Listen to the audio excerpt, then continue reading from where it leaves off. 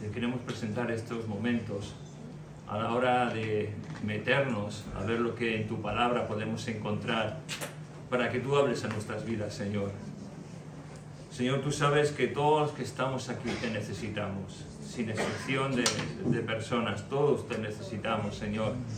Y todos necesitamos que tú nos hables, que tú nos confrontes, que tú nos guíes, Señor. Todos queremos sentir tu amor, tu calidez en esta mañana, Señor, tu reprensión si fuera necesaria, pero ante todo, Señor, queremos que nos hables. No importa cómo lo hagas, Señor, queremos que nos hables, Señor. Y queremos salir de aquí, de este sitio, de este lugar, Señor, confrontados, tocados por tu palabra, Señor. Gracias te damos en tu nombre, Jesús. Amén. Amén. El año pasado, en el mes de julio, estuvimos tocando un versículo, lo voy a leer en la nueva versión de la Biblia de las Américas, que estaba en Proverbios, capítulo 29, 18, que dice: donde no hay visión, el pueblo se desenfrena, pero bienaventurado es el que guarda la ley. Voy a utilizar otra traducción, nueva traducción viviente. Sigue siendo igual, Proverbios 29, 18, y que dice: cuando la gente no acepta la dirección divina, se desenfrena, pero el que obedece la ley es alegre. Amén. Y lo he hecho con estas dos versiones porque en la que utilizamos generalmente siempre, nuestra queridísima y apreciada Biblia Reina Valera, pues a veces como que no lo entendemos muy bien. Yo creo que con estas tres versiones, con lo que hemos leído en nuestras propias Biblias, y con esto yo creo que ya nos queda todo claro, ¿no? Que nosotros necesitamos visión, la visión que viene de Dios. Y cuando andamos en esa visión que Dios da a su iglesia, que Dios da a cada uno de nosotros como individuos, como hijos suyos, de una manera particular, pasa algo, es que en nuestro corazón empieza a sentirse feliz, alegre. Y eso es maravilloso porque eso pasa cuando obedecemos la ley de Dios. Mientras no obedezcamos la ley de Dios, pues no suele pasar. La verdad es que el obedecer la palabra de Dios es aquello que va a bendecir nuestra vida en todos los ámbitos y en todos los sentidos. Pero tal vez el decir obedecer la palabra de Dios sea un tanto antiguo, porque en el tiempo de los jueces, si recordáis, hay una frase que en todo el libro de los jueces caracteriza ese tiempo, ¿no? Y la frase que caracteriza el tiempo de los jueces es que cada uno hacía lo que bien le parecía. Es decir, ellos tenían la palabra de Dios, no como la tenemos nosotros, Antiguo y Nuevo Testamento. Ellos tenían el Antiguo Testamento, ellos tenían la ley de Dios, la ley dada a Moisés, pero andaban cada uno interpretando a su manera la ley de Dios, haciendo lo que cada uno quería. Pero eso tiene un nombre, eso es anarquía. Y la palabra de Dios establece como guía de las iglesias a los pastores, maestros, establece a los ancianos, una serie de pastores que dirigen la iglesia, a los apóstoles, a los profetas, y vemos que por todos esos ministerios que Dios ha puesto es como se dirige la iglesia. Pero cada iglesia hoy en la que tú estás responde a una visión, a un llamado diferente a la que tal vez muchos de nosotros hemos estado en otras congregaciones o venimos de otros países donde nuestras congregaciones eran muy diferentes a esta congregación.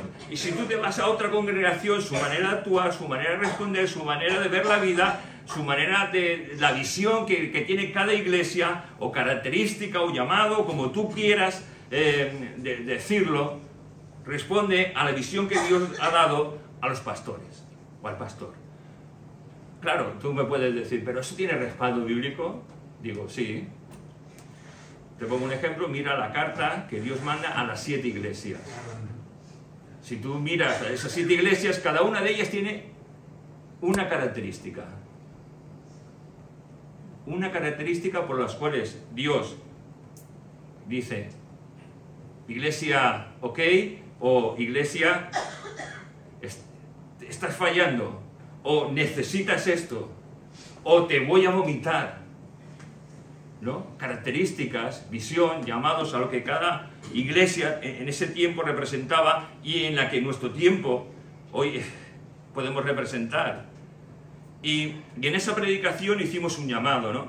Un llamado a obedecer a lo que creo que la visión a la cual tendríamos que responder en esta iglesia tendría que ser. La verdad es que cuando yo di esa palabra, pues sinceramente yo creo que vino de Dios, de parte del cielo, pero no he tenido muy claro una serie de cosas hasta el día de hoy. Y yo, en eso que no tenía muy claro, que sí sabía que venía de Dios, yo pensaba, ¿esto fue emocional? ¿O Dios nos llamó de una manera clara y concisa a andar sobre 4 pilares sobre los cuales tendríamos que funcionar como iglesia? Pero claro, antes de nada, yo quiero decir que esos pilares los tendría que cumplir cualquier iglesia. O sea, no es algo que yo me haya inventado, no es algo que yo haya sacado de la manga, por decirlo así. Es algo que Dios ha dejado para que cada hijo de Dios ande conforme a la palabra de Dios nos llama, ¿no? Pero antes de nada, yo quiero recordaros, porque yo creo que de vez en cuando hay que recordar que nosotros somos hijos de Dios, ¿verdad? Y eso es maravilloso. Somos hijos de Dios. Amamos la palabra de Dios, amamos el congregarnos, amamos el tener comunión con Dios, y eso nos hace ser felices. Amén, ¿verdad? Amén. Solo faltaría que no nos hiciera ser felices eso. Pero a veces olvidamos que tenemos una lucha espiritual. Yo no sé si tú lo olvidas, yo a veces lo olvido. Pero esa lucha espiritual no es como muchas veces nos la han vendido, ¿no? Es tan sibilina, es tan sutil, que muchas veces como no lo vemos, no vemos ese mundo espiritual, pensamos que bueno, ahí está, ¿no? Pero fíjate una cosa, que cuando Dios vino a salvarnos, cuando Dios vino a liberarnos de las garras de Satanás, nos sacó de un reino lleno de tinieblas. Su rey, Satanás. ¿Lo tienes claro esto? Que nos sacó de las garras de Satanás. Y ahora pertenecemos al Rey de Reyes y Señor de Señores. ¡Aleluya! ¿No? Pero ¿sabes una cosa? Desde ese momento estamos en la mira de Él. Y no tan solo de Él, sino de todos sus ángeles caídos. Estamos en sus miras. Y tanto nuestro enemigo como sus compañeros de viaje al infierno, porque su destino es el infierno, tienen el interés de destruirnos, de desviarnos, de hacernos infelices, de dejar de creer en las promesas que, como Francisco predicó este jueves, encontramos en la palabra de Dios. Hermanos, pero claro, el problema de saber si hay promesas en la palabra de Dios es que como no leemos la palabra de Dios, no sabemos que hay promesas en la palabra de Dios para nosotros los hijos de Dios.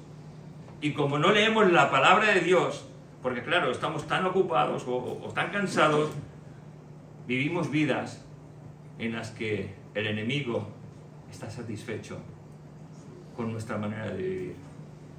Y el que tendría que estar satisfecho con nuestra manera de vivir es Cristo Jesús, que dio su vida por cada uno de nosotros. A Él es el que tenemos que honrar en toda nuestra manera de andar y de vivir como hijos de Dios. Y este enemigo está dispuesto a destruirnos, a robarnos, y sabéis ese versículo, ¿verdad? Sí, Juan 10:10. Yo he cogido la Nueva Biblia de las Américas, hoy estoy con la Nueva Biblia de las Américas. Dice, el ladrón solo viene para robar, matar y destruir. Se está refiriendo no a un ladrón físico, se está refiriendo a nuestro enemigo, al enemigo de nuestras almas, que quiere robar, matar y destruir. Pero fijaos lo que dice Jesús. Pero yo he venido, Cristo ha venido, para que tengamos vida y vida en abundancia. Claro. Y esto es una contradicción en nuestra vida.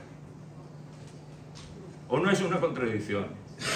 Porque muchas veces, mirad, quiero intentar aclarar esto. Nosotros pensamos en la felicidad en un término que la Biblia no piensa así. Nosotros creemos en la felicidad. Paso por aquí, que si no... la felicidad es un término que nosotros hemos pensado en él de una manera que necesitamos cosas para ser felices, pero la Biblia no dice eso. La Biblia lo que nos da a entender y lo que nos enseña es que en cualquier situación de nuestra vida, por dura y difícil que sea, dice la palabra de Dios que el gozo del Señor es nuestra fortaleza. Es decir, el saber que yo soy hijo de Dios, el saber que mi vida depende de Dios, el saber que mi vida no es mía, sino que es de Dios y que Dios puede hacer con mi vida lo que quiera, eso me da una tranquilidad increíble. Porque ya no dependo de mí, dependo de Jesucristo, que Él haga conmigo lo que quiera. Claro, pensamos, bueno, es que cuando uno tiene enfermedad, si yo no quiero enfermedad, tú no sabes de qué vas a morir, o tú eres Dios. ¿No? Porque pensamos, no, la enfermedad es del diablo. No, la enfermedad es culpa del hombre por nuestra naturaleza caída. Sí que es culpa del diablo, porque tentó a Eva y Eva cayó. Y consecuencia cayó Adán. Pero ¿sabéis una cosa? Aún en medio de una enfermedad que puede ser para nosotros terminal, poniendo algo drástico, podemos tener el gozo de Dios. Podemos tener el gozo de Dios. Lo he escuchado muchas veces, de ir a un hospital, y me ha pasado ir a un hospital e intentar animar, y yo digo, yo no sé, yo no soy la alegría de vuelta, no sé cómo animar, ¿no? Y pienso, Señor, que... Y hablas con ese enfermo, y ese enfermo dice, ostras, pues sí, si me ha animado a mí, si venía sin saber qué decir y qué hacer, y me voy con un subidón tremendo, porque solo me ha hablado de Dios, de Dios, de Dios, que está en las manos de Dios, que Dios hace, que Dios quiere, que Él haga lo que quiera. ¿No os ha pasado eso alguna vez? Eso es maravilloso, ¿no? Pero ¿qué es lo que hace nuestro enemigo? Quiere robarnos. ¿Qué nos roba? La paz. ¿Sabe que si te va a robar la paz, tú vas a estar inquieto? No vas a estar de aquí tranquilo. Cuando el enemigo nos roba la paz, nos roba algo que Dios nos ha dado. La alegría de ser llamados hijos de Dios. Y cuando nos roba la paz y la alegría, ya está, ya estamos tocados. Y sabéis, no tendría que haber nada que quitara nuestra paz, porque tendríamos que saber que nuestra vida, como he dicho antes, está en las manos de Dios, y que nuestro Dios puede hacer con nosotros lo que quiera, porque le pertenecemos a Él. Y sabéis una cosa, la voluntad de Dios para todos nosotros, nos dice la Biblia, que es buena, agradable y perfecta. Es así. Y muchas veces pensamos, es que llevo una depresión de 10 años. Pues mira, esa depresión que a lo mejor llevas en 10 años, o ese problema financiero, o esa cosa que te está pasando, para Dios, para tu vida, Él lo ha predestinado para que tu vida y esa voluntad de Dios, de manera específica, sea buena, agradable y perfecta. Es decir, todo lo que Dios hace, aunque no lo entendamos, es bueno, agradable y perfecto. Y eso es maravilloso. Segunda cosa que encontramos en ese versículo que hemos leído es que quiere matarnos. Quiere matarnos espiritualmente. ¿Cómo lo quiere hacer? Alejándonos de Dios. Alejándonos de Dios, distrayéndonos, viendo siempre que hay prioridades antes que Dios. Yo es que hoy estoy cansado. Y fijaos, el problema que tenemos muchas veces es que nuestras prioridades, muchas veces como padres, son humanas y no son divinas. Y digo humanas porque muchas veces podemos decir a un hijo, mira, hoy no vas a la iglesia si no has hecho los deberes. Hoy no vas con los jóvenes porque no te has comportado bien. Y en vez de castigarlos de una manera diferente, los castigamos con las cosas de Dios. ¿Nos damos cuenta de eso? Le estamos quitando lo que va a bendecir sus vidas. Claro, ¿qué es lo más importante? Dice la Biblia, buscad primeramente el reino de Dios y su justicia, y todas las demás cosas os serán añadidas. Pero cuando busco antes mi satisfacción personal, me mato a trabajar por tener, pues, buena comida en la nevera, para tener un medio de transporte que me guste, un coche, o tener un buen sitio donde poder estar relajado, y digo, hoy es jueves, que es culto de estudio, de taller, de oración, estoy tan cansado, no voy. O llega el domingo y, bueno, es que he trabajado desde lunes a sábado. ¿No os ha pasado esto?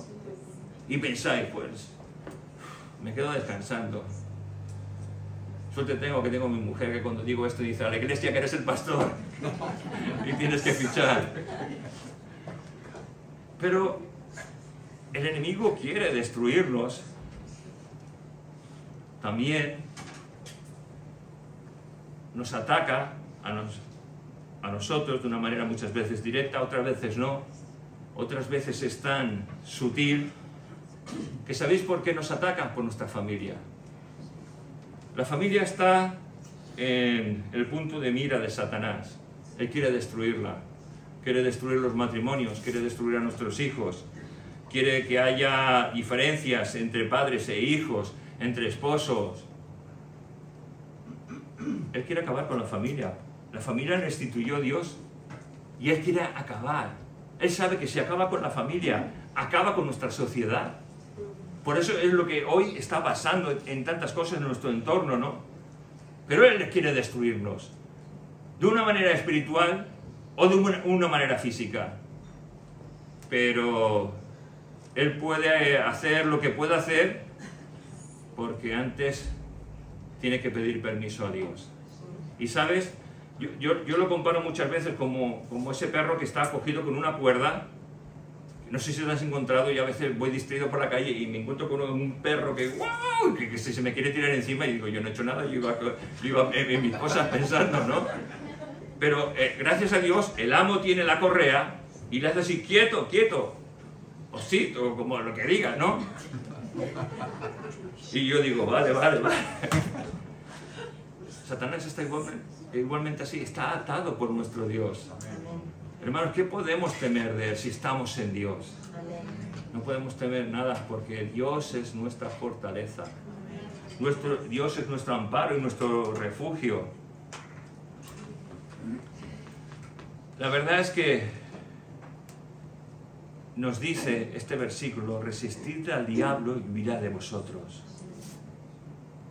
¿Sí? ¿Amén? Amén. Pero no dice exactamente eso. Dice, someteos pues a Dios. Claro, para resistir al diablo y que Él pueda huir de nosotros, ¿qué tenemos que hacer?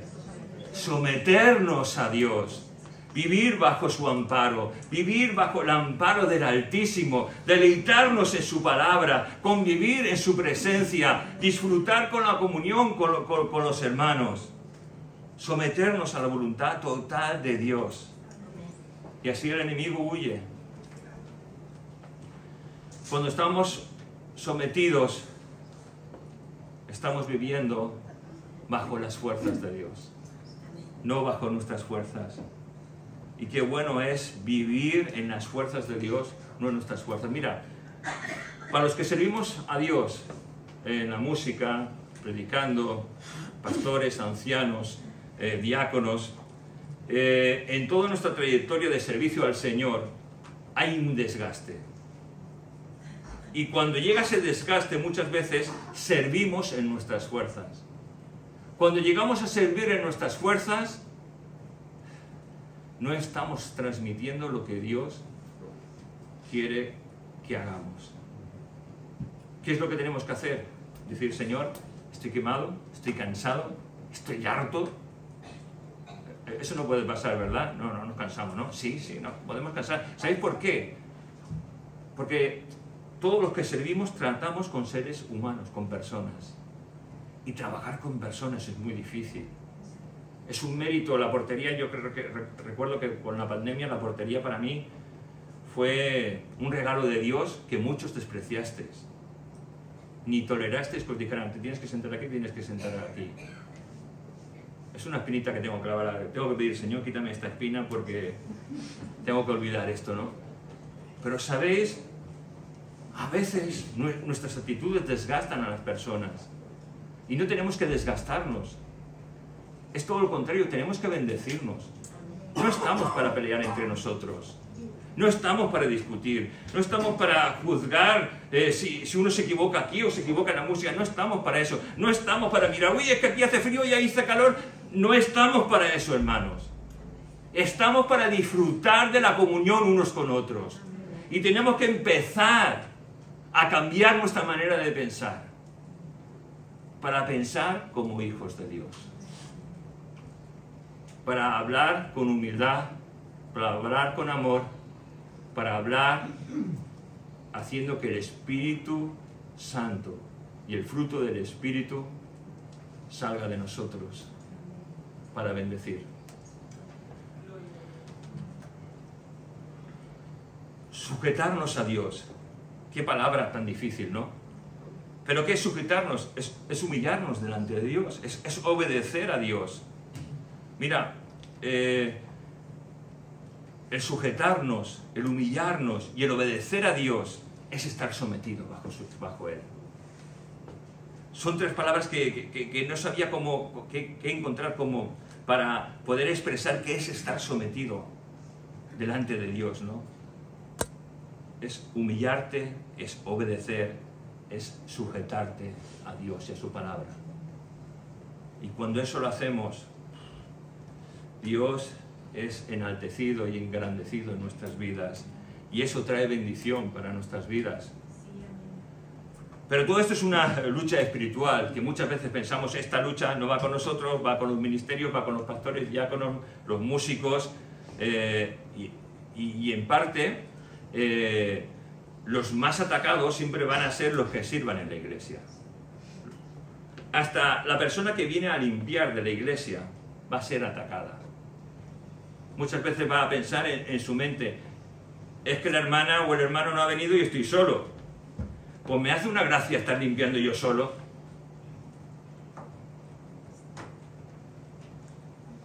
Yo no sé si has pensado esto. Yo cuando he limpiado y le tocaba a otra persona y he tenido que hacerlo yo con mi esposa, he dicho, pues vaya. No, pues me toca limpieza. Media hora antes del culto empezar a limpiar como un loco para que cuando lleguen los hermanos todo esté bien. Pero esto es lo que el enemigo quiere. Es esa lucha espiritual que muchas veces no vemos y que viene a nuestra mente. ¿Os acordáis cuando hicimos la serie La armadura de Dios? ¿Qué es lo que necesitábamos? ¿Llevar la armadura del cristiano? No. Llevar la armadura de Dios. No es algo que nos pertenezca, es algo que pertenece a Dios. Y teníamos que llevar siempre esa armadura, porque desde el momento que pertenecimos a Dios hay una guerra espiritual contra un enemigo y sus secuaces que quieren hacernos mal y desviarnos del camino correcto delante de Dios. Claro, es un enemigo que muchas veces no vemos, ¿verdad? Pero sus ataques los sentimos. Y tenemos que empezar a diferenciar sus ataques. Incluso en esos ataques puede utilizar personas para atacarnos y desviarnos del camino. Personas, hermanos nuestros. El enemigo los puede utilizar para desviarnos. Incluso para hacernos caer. ¿No? Hay un ejemplo muy claro en la Biblia, ¿eh? O supongo que a lo mejor podemos encontrar más de uno, pero yo me acordaba de cuando Pedro va delante de Jesús, Jesús va a ser entregado. Esto no te acontezca, eso no te acontezca. ¿Y qué le dice Jesús? Apártate de mí, Satanás. Pero claro, ¿Satanás era Pedro?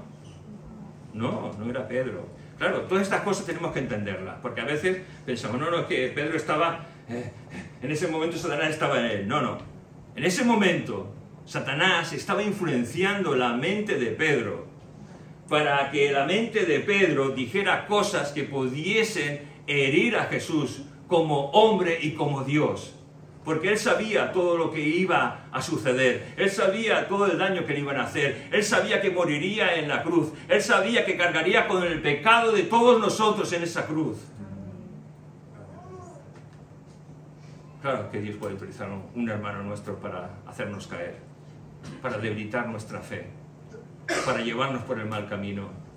Por eso os digo, juntaos con personas espirituales siempre. En la casa de Dios van a haber dos tipos de personas muchas veces, espirituales y no espirituales. Júntate con los espirituales siempre. Y los no espirituales, intenta ganarlos. Intenta ganarlos. Intenta contaminarle de Dios. Intenta llenarle de Dios. Pero no te juntes para caminar con Él.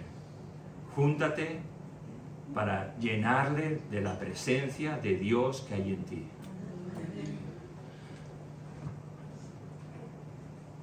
Sigo diciendo ese versículo de Efesios 6:12, porque no tenemos lucha contra sangre ni carne, sino contra principados, contra potestades, contra los gobernadores de las tinieblas de este siglo, contra huestes espirituales de maldad en las regiones celestes.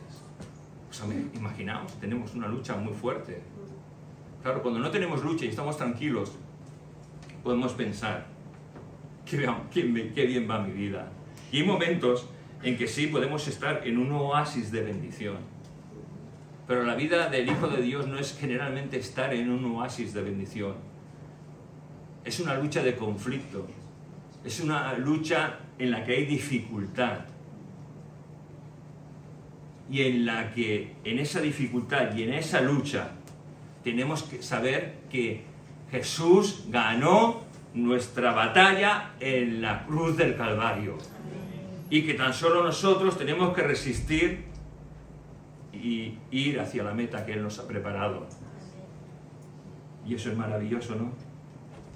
Claro, nuestra defensa ante todos estos ataques pienso que es vivir en esos 4 pilares de los que hablamos en el año pasado. Como fundamento, como unidad, de poder andar como iglesia con una misma bendición para ser de bendición a los demás. Vamos a poner una diapositiva para que recordéis cuáles eran aquellos 4 pilares.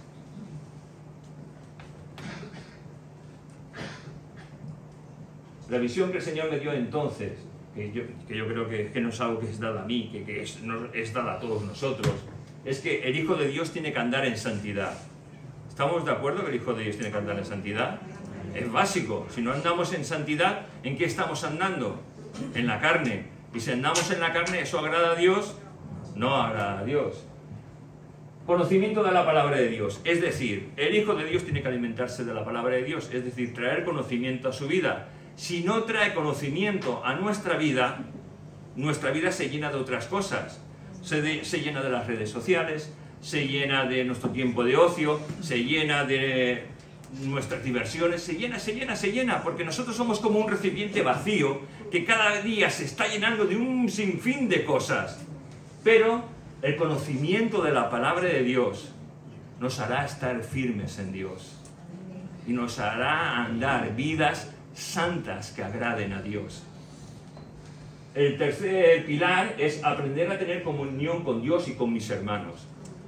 Y claro, uno puede decir, aprender a tener comunión con Dios, pues claro, tenemos que orar, alabar, bendecir, estar con Él, pero con mis hermanos, sí, es que esto el Señor me lo dio, y es tan así que en Primera de Juan lo encontramos, ¿no? ¿Cómo puedo yo amar a Dios si no amo a mi hermano? Si a Dios no lo veo, y al que está a mi lado, que sí lo veo, no lo amo. ¿Cómo puedo yo amar a Dios? Y Dios me dice que no. Que si yo amo a Dios, tengo también que amar a mi hermano. Por eso es aprender a tener comunión con Dios y con mis hermanos. Porque si yo no sé relacionarme y solo me relaciono para enfadarme, para criticar, para esto, hermanos, no estoy amando a Dios. Primera de Juan, no estoy amando a Dios, y si no amo a Dios no soy hijo de Dios. Mira, puedes tener 20 años en la iglesia, puedes haber sido pastor, puedes ser anciano, diácono. Si tú no amas a tu hermano, no puedes amar a Dios. Y no lo digo yo, lo dice la palabra de Dios. Y sabes una cosa, la palabra de Dios es verdad. Y todo hombre y todo pensamiento contrario es mentiroso y proviene del enemigo. Y el último de los pilares, no menos importante, es buscar a los perdidos. Otra cosa que creo que nos falta. Mira, y yo cuando el Señor me dio esto, es que lo tuve tan claro. Y después he averiguado también por qué. Porque esto nos falta, hermanos. Esto nos falta. Nos faltan estos 4 pilares. Nos faltan estos 4 pilares. Santidad, conocimiento, comunión con Dios y con mis hermanos, y buscar a los perdidos. ¿Estamos hablando de Dios en nuestro trabajo? ¿Estamos hablando de Dios a nuestros compañeros de colegio, de universidad? ¿Estamos hablando de Dios a nuestros vecinos? Es que esto es tan difícil. Hay que hablar de Dios. Es que Jesús nos dijo en la Gran Comisión que teníamos que ir a buscar a los perdidos, que teníamos que ir y predicar el Evangelio a toda criatura. El que creyere y fuere bautizado, nos dice la palabra de Dios, será salvo, mas el que no creyere será condenado. Es nuestro mandato. Entonces, desde hace un año yo me preguntaba, ¿hemos andado en estos 4 pilares? Y para vergüenza mía, yo tengo que decir que no. Pero quiero que Dios me ayude. Necesito que Dios me ayude a andar en esos 4 pilares. Y Dios quiere que tú andes en esos 4 pilares. Porque ello va a bendecir tu vida y va a bendecir la vida de tu iglesia. ¿Sabes una cosa? Nosotros que somos hijos de Dios, tenemos que amar nuestra iglesia. Es decir, el sitio donde nos congregamos. Claro, y esto no se hace en un día, 2, 3 días, o en un año, 2 años. Esto pasa tiempo. En el que, y en ese tiempo en el que estamos viviendo y conviviendo, tenemos que llegar a amar a nuestra iglesia. Es decir, amarnos los unos a los otros. A preocuparnos unos por los otros. A no ser tan tímidos de decir, bueno, es que yo no quiero que nadie sepa lo que me está pasando. Pues si lo mejor que te puede pasar es que tus hermanos sepan lo que te está pasando para que tus hermanos oren por ti. Ahora, si tus hermanos te critican o te dicen algo de ti, pues sí, o están viviendo de una manera muy carnal en la que un día Dios traerá juicio sobre ellos, y así os lo digo, o tal vez no sean hijos de Dios. Pero ninguno de nosotros nos tendríamos que sorprender de nada por lo cual pedimos. Porque estamos para orar, para interceder los unos por los otros. Estamos para ayudarnos, estamos para bendecirnos. La verdad es que cuando Jesús fue a morir, Él hizo una oración por la unidad de su iglesia, por la unidad de aquellos que tenían que creer después de que Él partiera en la cruz.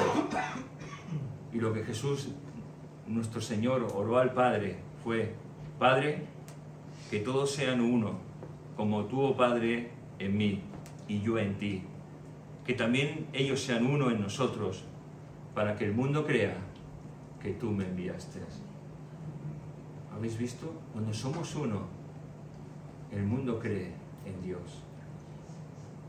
Cuando entre nosotros mismos estamos peleados, nos diferencia la doctrina o cualquier otra cosa, el mundo no cree.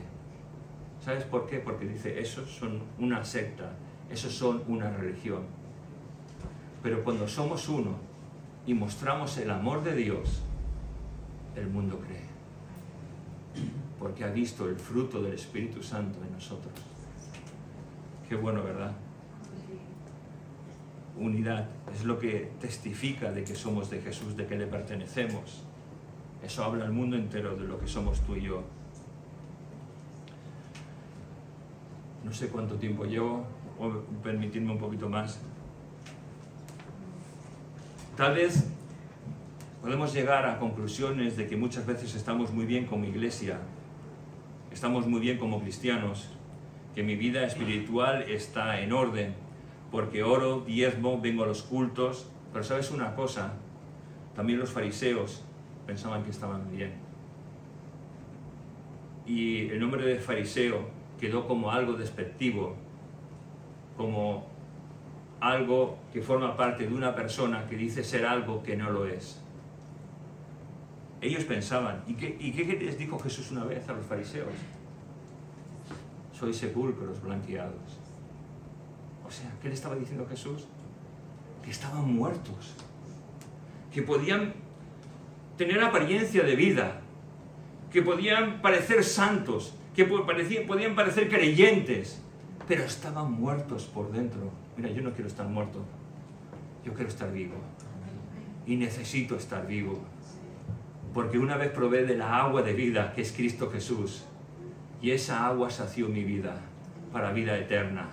Y necesito cada día de mi vida ser saciado por esa agua que trae vida a mi vida.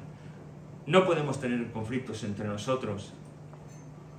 No podemos. No podemos decir que somos una cosa y ser otra. No podemos. Los que somos hijos de Dios tenemos que parecer una misma cosa. Voy a tomarme 10 minutos más para el primer pilar, para introducir el primer pilar, ¿vale? Hebreos 12:14 utiliza una nueva traducción viviente que dice: esfuércense por vivir en paz con todos y procuren llevar una vida santa, porque los que no son santos no verán al Señor. No verán al Señor. O sea, tenemos que vivir de una manera digna, santa, agradable a Dios. Y mira, ¿cómo puedo vivir una vida santa? Podríamos preguntarnos. ¿Es orar? ¿Es leer la palabra? ¿Es venir a la iglesia? ¿Es ofrendar? ¿Es diezmar? ¿Es hablar en otras lenguas? ¿Es, por decirlo así, es recibir el bautismo del Espíritu Santo? ¿Qué es vivir una vida santa? Mira, y yo creo que, para resumirlo de una manera muy breve, es vivir una vida llena de Dios. Una vida saturada por Dios. Y cuando estamos tan llenos de Dios, como cuando decía el salmista, mi copa rebosa. Cuando nuestra vida rebosa de Dios, es que vivimos una vida santa. Si nuestra copa no rebosa de Dios, no es una vida en toda su plenitud santa que agrade a Dios. Y todo esto se complica cuando el enemigo intenta captar la atención de mi mente, cuando mi mente no está en las cosas de Dios, cuando Satanás empieza a distraer mi mente con todo aquello que puede ser una satisfacción agradable a mi carne. Y cada uno de nosotros somos tentados por parte del enemigo, por aquello que seduce nuestras almas. Muchas veces no nos damos cuenta. No nos damos cuenta. El enemigo nos ha seducido por algo que está en nuestro corazón. Dice la Biblia, nuestro corazón es engañoso y vivimos engañados. Otras veces sabemos cuáles son nuestras debilidades. ¿Cómo no saberlo, verdad? Si más de una vez tenemos que decir, Señor, perdóname, otra vez he caído en esto, perdóname, renuévame, sáname, sana mi mente, sana mis emociones, sana mis sentimientos, Señor. Cada uno de nosotros somos tentados por aquello que nos seduce, ¿verdad? Nuestra mente suele haber una serie de neurotransmisores, sustancias químicas, para que lo podáis entender, que nuestro cerebro empieza, y esto se produce con una rapidez asombrosa en nuestro cerebro. Las células nerviosas empiezan a enviar mensajes a otras células, a los músculos, a las glándulas, y al mismo tiempo todo esto influye en nuestros pensamientos, emociones, y nuestro cerebro empieza a emitir en una manera abusiva lo que se llama serotonina, dopamina, oxitocina, etcétera, etcétera, etcétera. sustancias que en nosotros producen placer y dependencia de ellas. Por eso hay adicciones. Y fíjate que una de las adicciones de nuestro tiempo, fijaos cómo es el enemigo. Hubo un tiempo en que el enemigo atacó a nuestros jóvenes con las drogas, con la heroína, con los porros, y los mantuvo esclavizados a todo ello. Hubo otro tiempo, anterior a este, que los esclavizó con el alcohol, para que fueran dependientes del alcohol. Pero el tiempo ha ido evolucionando y de una manera más sutil, el enemigo ha utilizado aquello que es bueno, convirtiéndolo en algo muchas veces perjudicial para nuestras vidas. Entre ellos está pues, el Internet, en lo que es una ventana abierta a todo lo que queramos. Pero a más, aquello que es bueno muchas veces se convierte en malo. Cuando dentro de nuestros terminales, smartphones, móviles, como queráis llamarlo, encontramos un mundo que nos llama y que nos seduce, en la cual enseguida suena una alerta diciendo: te ha traído un WhatsApp, y tú dejas todo para tocar ese icono de WhatsApp y leer lo que te han llegado. ¿Podrías pasar un día sin el móvil? ¿Podrías pasar 2 días sin móvil y sin teléfono? ¿Y sin ordenador?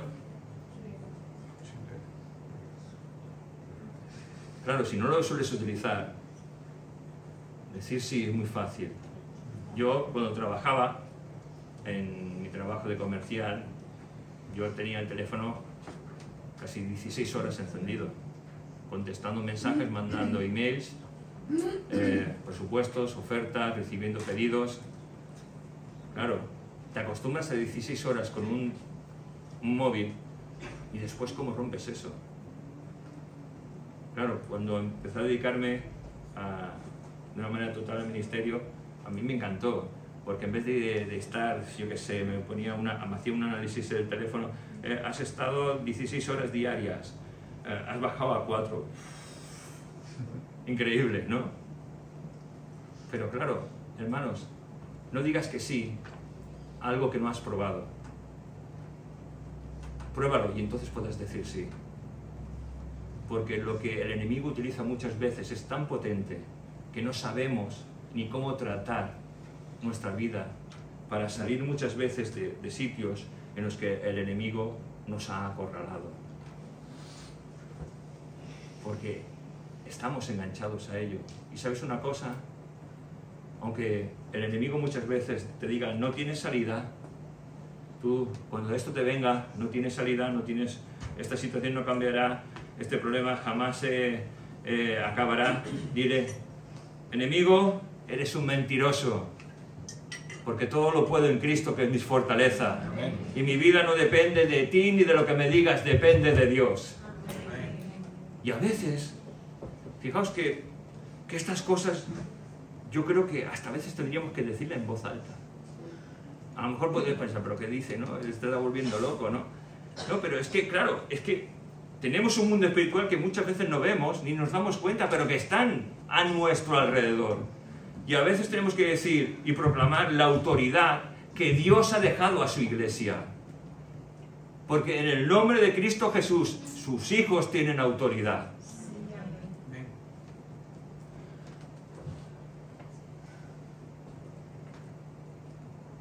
Y todo esto lo utiliza el enemigo para destruirnos. Porque el enemigo ha descubierto algo, que somos templo del Espíritu Santo.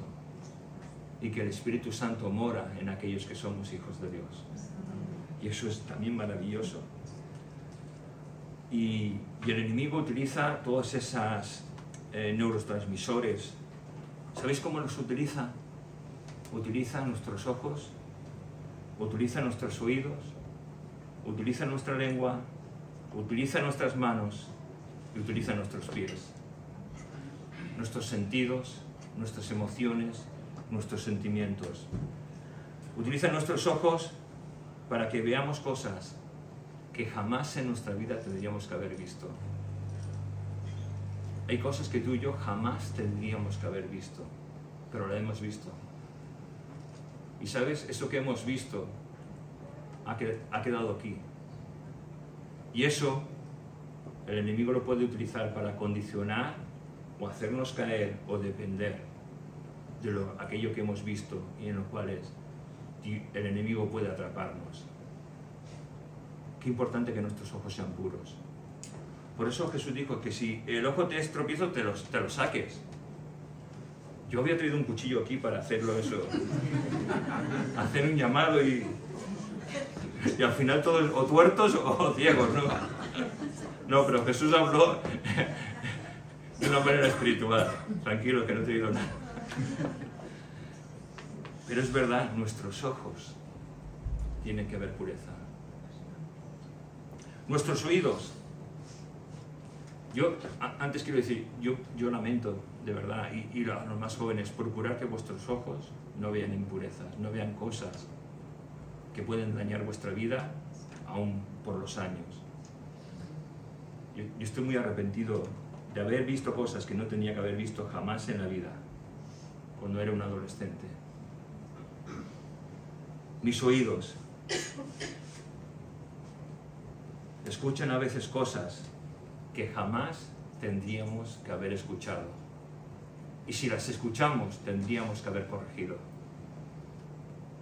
Nuestros ojos y nuestros oídos están para que Dios sea glorificado, no para traer satisfacción a nuestra vida. Con nuestra lengua tendríamos que hacer lo mismo.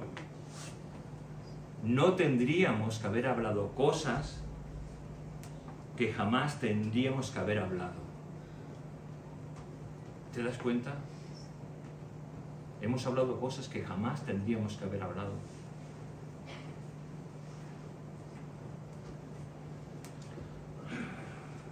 Nuestras manos han tocado cosas que jamás tendrían que haber tocado. A lo mejor esto no va contigo, para ti, todas estas cosas que estoy diciendo, pero para muchos sí va. Y para aquellos muchos, para los que sí va, incluyéndome a mí, nuestras manos han tocado cosas que jamás tendrían que haber tocado. Y nuestros pies han ido a sitios que jamás tendrían que haber ido. No somos llamados a vivir en la oscuridad. La oscuridad es para la gente de este mundo. Nosotros tenemos que ser hijos de luz. Yo no quiero decir que tú te vayas de cena con tu esposa o con unos amigos, pero la noche no es para los hijos de Dios. Muchas veces dice, es que las cenas de empresa, mira, yo no te puedo decir lo que tienes que hacer.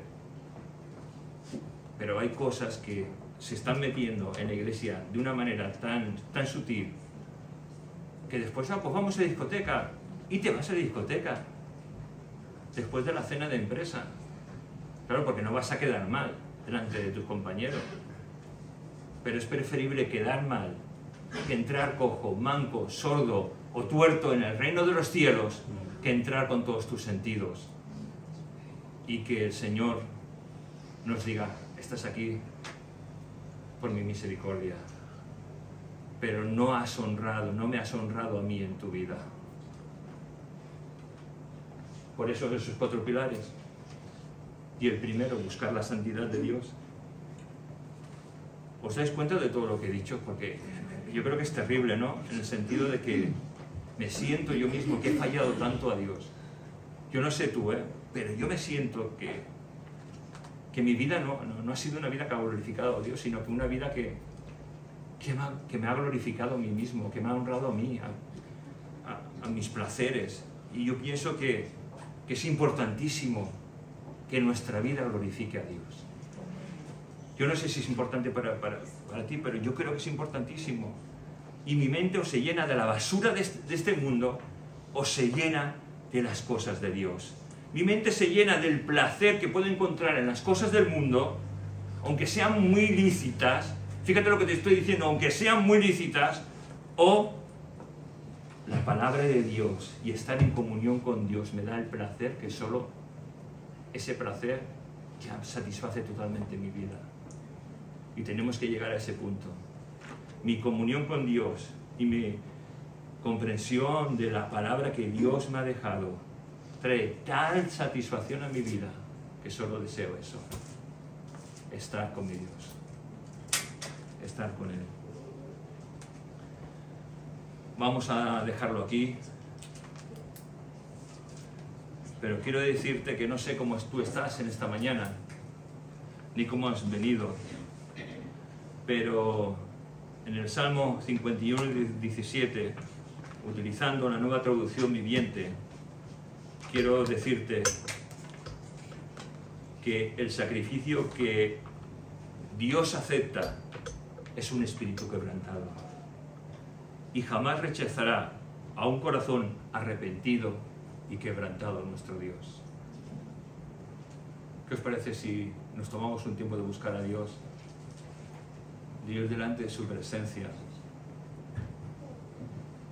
de autoanalizarnos y de decir: Señor, ayúdame a ser santo? Y después de ese tiempo,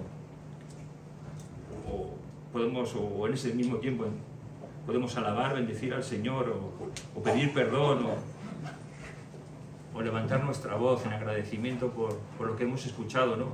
Por lo que hemos oído, porque muchas veces la santidad es un tema que no se trata en las iglesias, pero que en la palabra de Dios está desde principio a fin, porque sin santidad nadie verá al Señor.